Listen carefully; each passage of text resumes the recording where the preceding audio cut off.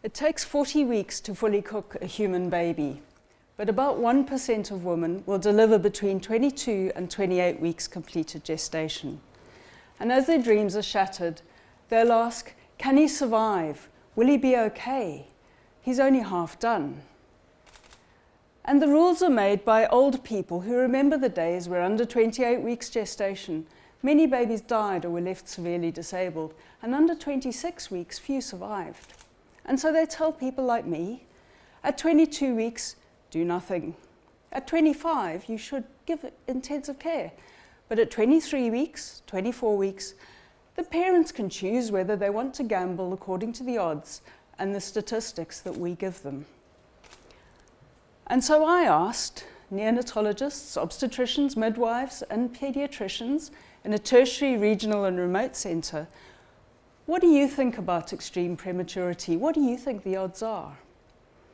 And they said to me in script, well, you can't ask parents, they'd feel too guilty. You could give them exact statistics, follow the letter of the law, and the disabled have rights. This is too hard. So I showed that at 22 weeks, a quarter of the babies will survive, and half at 23, and over 80% at 24 weeks. But more than 90% of my respondents were more negative by at least 10%. And severe disability occurs at 30% at 22 weeks, 20% at 23, and less than 15% at 24. But again, more than 90% of my respondents were more negative, often by more than 50%. And few seem to recognize that most babies will actually thrive, with more than 60% of 24-weekers turning out to be healthy, typically developing children.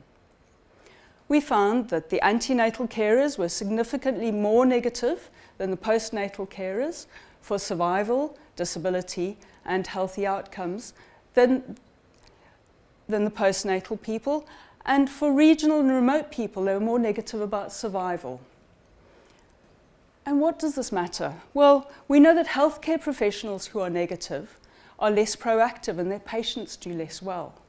For parents who will spend months watching their children in intensive care with devices like we've heard about today, without knowing that there's hope for their children to do well.